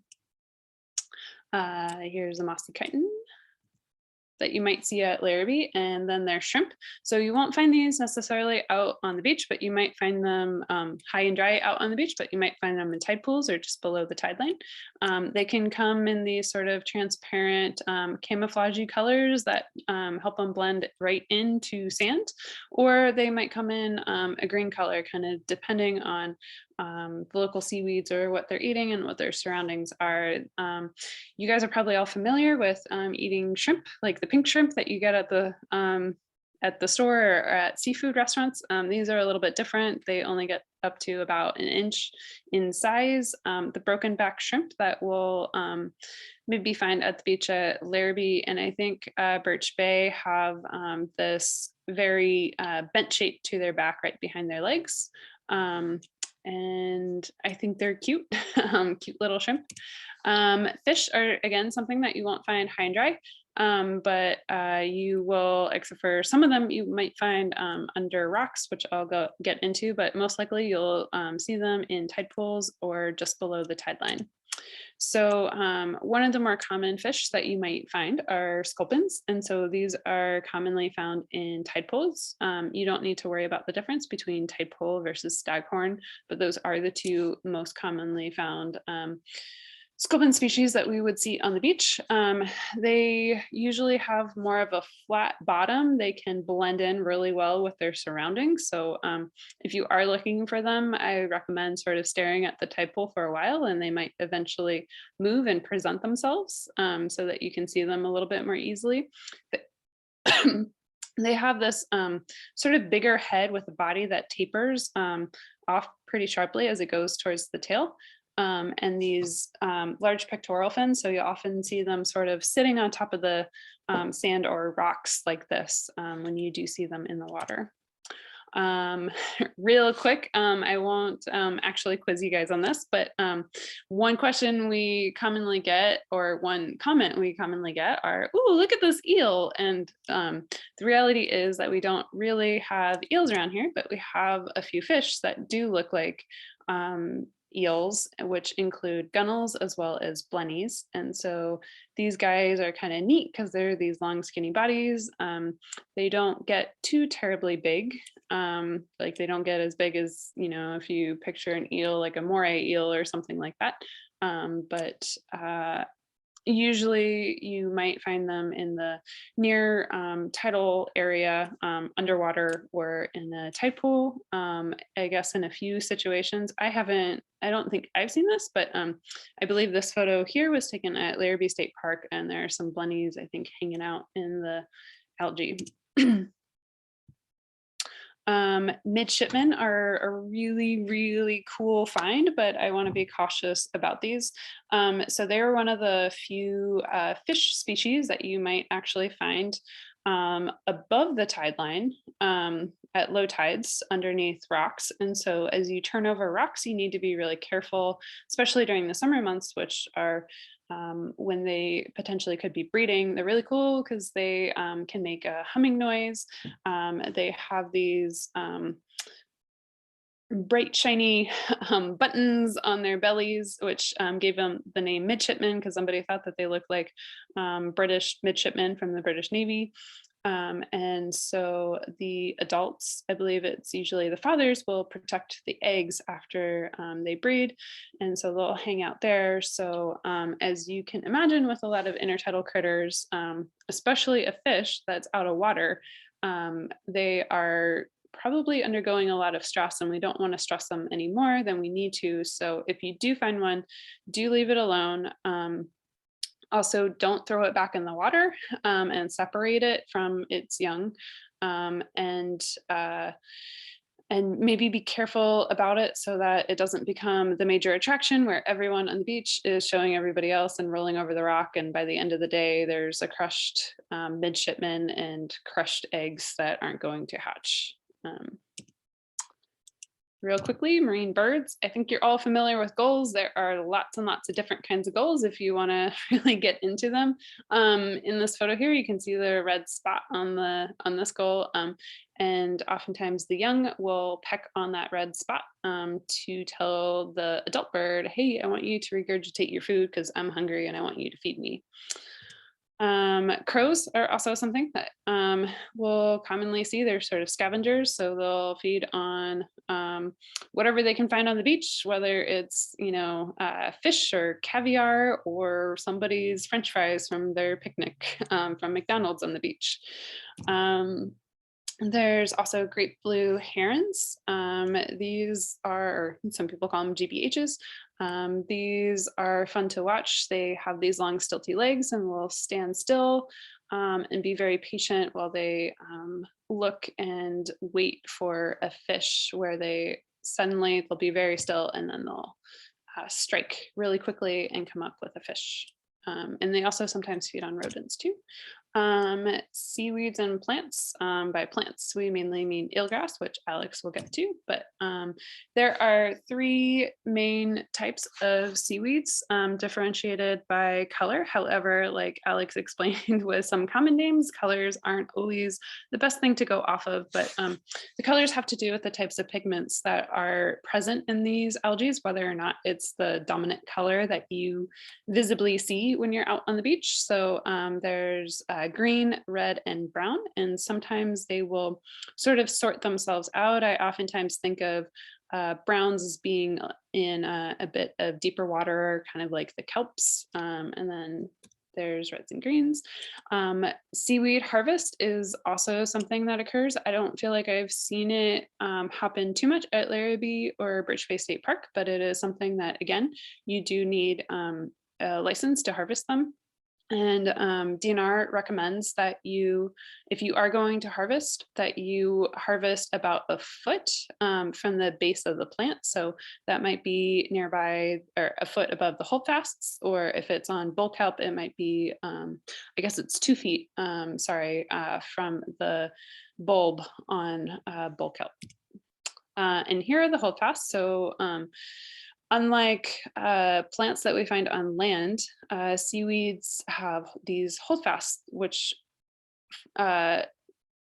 serve a similar function to roots. So they, as the name kind of implies, they hold the algae fast to something. And so these can be pretty strong in securing the algae, such as kelp, to make sure that it doesn't drift as the tide changes or the currents go through an area. Sea lettuce is something that you commonly find on the beach. It's this green leafy stuff. It's only about 2 cells thick. It can be almost kind of see-through. It's a neat green. And so here's a photo of a whole bunch of it. It can be ephemeral, so it sort of all shows up at once, and then sometimes you won't find any of it at all. Sometimes you'll find it sort of nearby a freshwater source. In this photo, I included here because a couple of years back, the sea lettuce really covered the Birch Bay area quite thickly. And so underneath there's some brown sort of dead rotting sea lettuce that stunk really bad. And so I know DNR and some other folks kept on getting complaints about sewage leaking or something like that because of the smells. And it really turned out that it was just all of this sea lettuce rotting underneath the newer sea lettuce. Bull kelp is something that you won't necessarily, this grows out in deeper water. It can grow up to 30 or in water up to 30 feet deep or so, depending on the water clarity. And you might see it washed up on the beach. Kids sometimes like to have fun and play around with it. Some people also like to pickle it and eat it. Rockweed is another fun one. And so this one is actually now I'm spacing. So this is a brown. I believe rockweed is brown. Correct me if I'm wrong, Alex. This one, I always feel like it should be a green and it's not a green because I always see the green. So it's an example of one that isn't always as it seems. And like Alex said before, if you don't know the answer, saying I'm not sure is always an appropriate answer. So I'm going to go with I am not quite sure what category of algae this one goes into, but rockweed is kind of fun because it's got these, it's also known as popweed. And so it has these bladders that will float up. Rockweed has been shown, so during the extreme heat wave last summer, it was shown that in some areas, rockweed helped with the resiliency of some intertidal communities because it provided shade and shelter so that organisms, I wouldn't say that they were kept cool, but they were kept from totally frying by hiding underneath the rockweed that provided some shelter and so kept organisms from drying out completely. And these sacks here are filled with their gametes, and it also, according to some people, it can also have some UV protection properties. So I've heard some people say that if you're at the beach and you forget your sunscreen, you could put a little on your nose and perhaps protect your nose from getting a little sunburn. Here are a bunch of red algae. So there are iridescent seaweed is really pretty. Usually that's a little bit more subtidal. It can have this striking sort of blue iridescent color to it. Red laver or nori is another example of an algae that oftentimes can look green, but it is actually a red. And people know it because if they've eaten sushi, they've eaten nori. There's Turkish washcloth as well as Turkish towel that sort of have these bumps on them or kind of have neat textures to them. And I'll let Alex talk about eelgrass. Oh, thank you, Eleanor, for saving eelgrass for me. It's one of my favorites. We'll have to check it out when we go to the beach because it's a plant that has evolved on land with terrestrial structures, but then migrated back into the marine habitat. So it has roots, which the algae don't have, and it has flowers with pollen, which are, of course, pollinated by little bees that wear goggles and have scuba gear. Oh, the eelgrass at Larrabee. This is Wildcat Cove, and the green line shows the outside edges of the eelgrass, and the white line shows the path up to the boat launch, which of course is a conflict. And that's a conflict that we're going to try to deal with. We, the Marine Resource Committee and the state parks and DNR, and you can see here that it's about a little bit over a zero tide where the people launching their boats will encounter this, and so we're going to try to work on that. There could be opportunities for you as volunteers to help us collect data about the use of the boat launch when the eelgrass is exposed. Is that it? Yeah, I think that's it. And one thing that I just wanted to add about the eelgrass, I know we're kind of running out of time, but the eelgrass issue was brought up by a beach steward last year. And so again, it's an example of you guys being the eyes and the ears out on the beaches and reporting back. And so if you see something on the beach where you're like, this doesn't seem right, or I question this, like feel free to contact us. There will also be a form at the end of, it'll be a Google form that we would like you to fill out at the end of each experience you have out on the beach where you do beach interpretation, so we can get a rough idea of stuff. So this is just the second year that we've been doing it, but it's really important to know how many people you've been talking to and what questions came up, and as well as things like maybe if it's raining out, do you actually get to talk to anybody? Is there anybody at the beach? And so that will help us better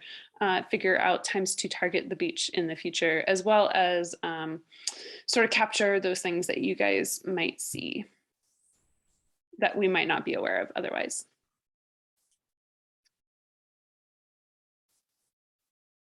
Destiny? All right. Yeah, sorry we didn't get to everything, but we will resend out all the slides so you'll be able to review what we didn't get to. And when we're out on the beach, we will go ahead and take a look at those things as well. But for next steps, really quickly, so the next part of the training is the on the beach portion. So there is a training at Larrabee State Park on May 15th, and that's from 10 a.m. to 12 p.m. And then Saturday, May 21st at Birch Bay State Park, 3 to 5 p.m.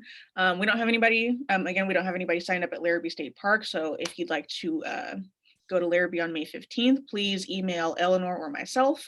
And if you can't attend either of the days, still go ahead and email us and let us know, and we can get you rescheduled or just reschedule the Larrabee day. So as for next steps, tomorrow you're going to receive an email, and it's going to have this recording, the day one recording, and a little bit of homework to prepare you for what we call Each One Teach One. And I think I recognize a couple of returning stewards, so you all will know what this is, but you'll get a PDF that has some stories about some of the critters you just read about. They're not super long, totally fine. And you'll be assigned a critter to just research. It doesn't have to be super extensive. At the very least, just read the PDF and that should be fine. And then when we go out on the beach, we're going to break off for about 10 to 15 minutes, and you're going to try and find your critter on the beach. And then after everybody finds their critter, we'll regroup, and then we'll take a tour and visit where your critter is. And then you will do an Each One Teach One. So you will be teaching the rest of the group about the critter that you studied. It's super low pressure. Don't worry. Everybody's super nice. We're all in it together. So that is kind of what's coming down the pike. We'll also send out a schedule of the low tides that are coming up. The dates that are highlighted in green are the really, really low tides, and we want to get folks out there. We want to prioritize those days and get folks out there. So you'll be able to sign up for the low tide days. But even if you can't make those, there are other dates that you are more than welcome to make. And if you are a new steward or a new beach steward, we are happy to go out with you the first time or two. I know it can be a little awkward or like anxiety inducing to just go out on your own. So we are more than happy to do that. And I would encourage you, if you are a returning steward, to maybe even pair up. If you notice, we can take a look and see if you're a returning steward and a new steward, but it would be great to have some of the returning stewards pair up with the new folks and kind of help guide them through, since you've been through it 1 year already. But that is what's coming down. So things to remember: look for the email tomorrow. Make sure you email Eleanor or myself to RSVP for one of the on the beach days, even if you're not going to attend.